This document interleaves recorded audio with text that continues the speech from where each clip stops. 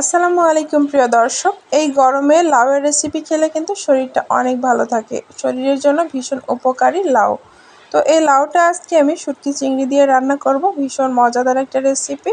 তো চলুন পুরো রেসিপিটা দেখে নেওয়া যাক, আর কিভাবে শুটকি মাছ প্রসেসিং করতে হয় সেটাও দেখিয়ে দেব।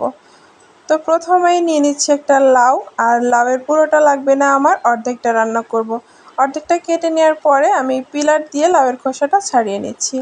আপনাদের যেভাবে সুবিধা হয় বটি দিয়ে কিংবা ছুরি দিয়ে লাউয়ের খোসাটা ছাড়িয়ে নেবেন। তবে আমার কাছে যে কোনো সবজির খোসা ছাড়াতে কিন্তু এই পিলার ব্যবহার করলে খুব সহজ মনে হয়।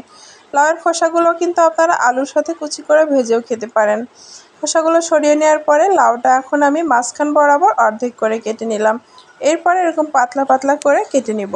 আপনারা আপনাদের পছন্দ মতো লাউটাকে কেটে নেবেন, তবে চেষ্টা করবেন একটু পাতলা করে কাটার, এতে করে রান্নার সময়টা কম লাগবে, লাউয়ের কালারটা সুন্দর হবে।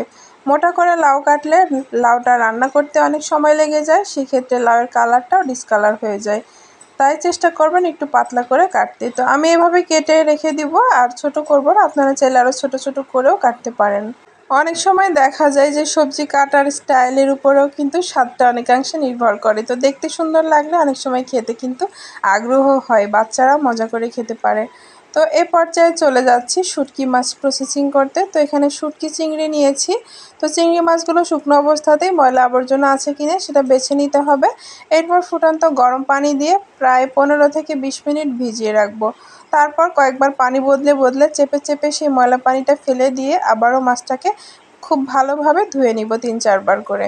তো ভালোভাবে চেপে পানিটা বের করে ফেলবেন, তা না হলে কিন্তু মাছগুলো গন্ধ লাগতে পারে। তো সুন্দর মতো চেপে চেপে যদি পানি বের করে ধুয়ে নেন, তাহলে কিন্তু চিংড়ি মাছে কোনো গন্ধ থাকে না, বা শুটকি মাছে কোনো গন্ধ থাকে না। শুটকি চিংড়ি এবং লাউ কাটা রেডি হয়ে গেছে। এখন চলে যাচ্ছি মূল রান্নায়। চুলায় একটা প্যান বসিয়ে এখানে সরিষার তেল দিয়ে দিচ্ছি প্রায় 3 টেবিল চামচের মতো। এরপর এখানে 2টার মতো দেশি পেঁয়াজ কুচি দিয়ে কিছুটা নেড়েচেড়ে ভেজে নিব। আপনারা রান্নার ক্ষেত্রে যে তেল ইউজ করেন সেটা দিয়ে রান্না করে ফেলতে পারবেন। তো এরপরে পেঁয়াজটা কিছুক্ষণ ভেজে নেওয়ার পরে এই তেল পেঁয়াজের মধ্যেই শুটকি মাছটা দিয়ে দিচ্ছি।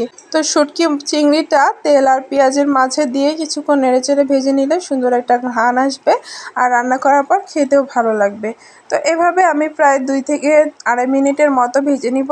এরপর এখানে বাটা মশলা ব্যবহার করব। তো আমি আদা আর রসুন বাটা দিয়ে দিচ্ছি প্রায় 1.5 চা চামচের মতো।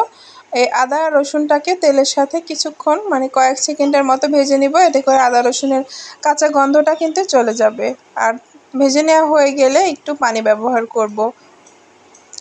তো পানিটা দিলে আর মশলাটা পুড়ে যাওয়ার সম্ভাবনা থাকবে না। তো এই পর্যায়ে দিয়ে দিব গুঁড়া মশলা। তো এখানে স্বাদ মতো লবণ দিয়ে দিচ্ছি। আমি এখানে 1.5 চা চামচের মতো লবণ ব্যবহার করছি। লাউয়ে কিন্তু লবণটা একটু বেশি লাগে। 1/2 চা চামচ দিয়ে দিচ্ছি হলুদ গুঁড়া, জিরা গুঁড়া, আরও 1/2 চা চামচের একটু বেশি দিয়ে দিচ্ছি ধনে গুঁড়া। আর এখানে কালারের জন্য কিছুটা 1/2 চা চামচের মতো দিয়ে দিলাম লাল মরিচের গুঁড়া। নেড়েচেড়ে কিছুক্ষণ কষিয়ে নেওয়ার পরে কাঁচামরিচ দিয়ে দিব 3-4টা। মরিচগুলো একটু ভেঙে দিচ্ছি, আপনারা ঝালটা পছন্দ অনুযায়ী দিবেন। লাউয়ে বেশি ঝাল হলে আবার খাওয়া যায় না। তো আর গরমের দিন বেশি ঝাল খাওয়াও ঠিক না, একটু পানচে পানচে ভাবেই রান্না করাটা শরীরের জন্য ভালো। আবারও কিছুটা পানি দিয়ে দিচ্ছি যাতে করে লাউটা দেওয়ার পর মশলাটা পুড়ে না যায়। তো ফুটে আসার পরে এখানে কেটে রাখা লাউগুলোকে দিয়ে দিচ্ছি, দিয়ে মশলার সাথে খুব সুন্দর মতো নেড়েচেড়ে মিশিয়ে নেব, যাতে লাউয়ের সব জায়গায় ঝাল মশলাটা পৌঁছাতে পারে। তো এভাবে করে সুন্দর মতো মিশিয়ে নেব সব কিছু, নিয়ে 2-3 মিনিট কষিয়ে নেব। কষিয়ে নেওয়ার পরে এখানে ঢাকনা দিয়ে দিব পুরোপুরি লাউটাকে সিদ্ধ হওয়ার জন্য।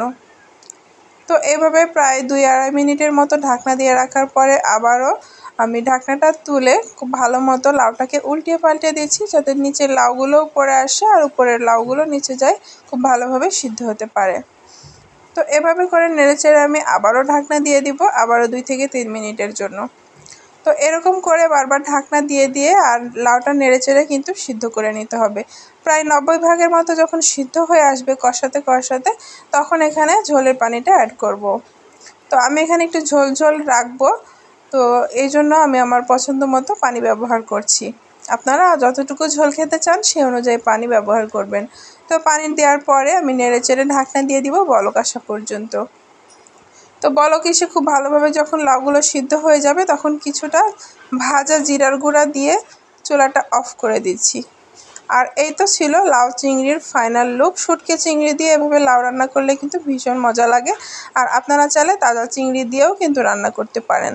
তো আজকের এই রেসিপিটা কিন্তু ভীষণ মজার, অবশ্যই বাসায় একবার হলেও ট্রাই করবেন। কেমন লেগেছে কমেন্টে জানাবেন, লাইক দিয়ে চ্যানেলটি সাবস্ক্রাইব করার অনুরোধ রইল। ধন্যবাদ সবাইকে, আল্লাহ হাফেজ।